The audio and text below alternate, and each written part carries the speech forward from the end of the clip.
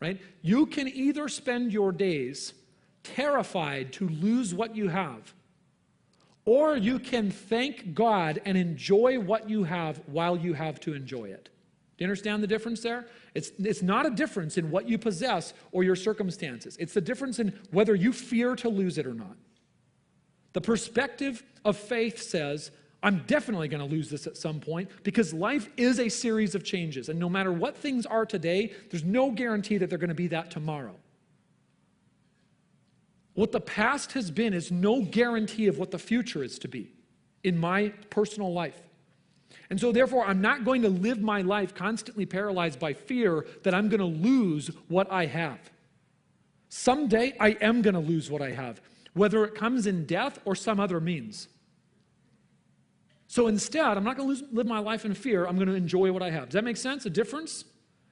Now, if you don't have the perspective that God is the giver of good gifts, that they come in, we just sang that song this morning, blessed be your name. You give and you take away. And Christians, we get to wrestle with whether we actually believe, whether that's just a song and lyrics that we sing, or whether that's the guiding principle of how we enjoy life with God.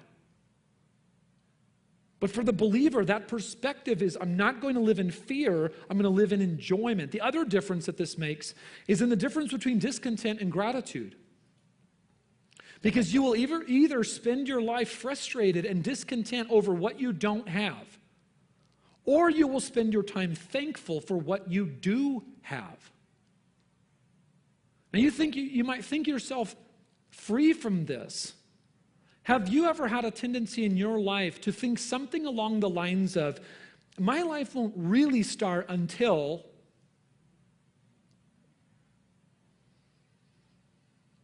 My life won't really start until I'm out of school.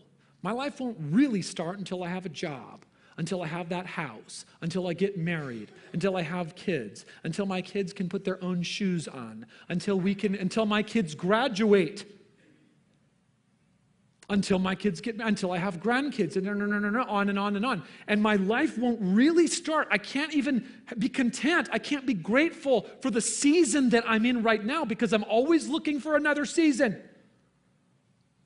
You ever find that perspective lurking in your heart? But that's a lie. And while we believe that lie, my life will start when? The reality is your life is running right on past you. And your moments are disappearing.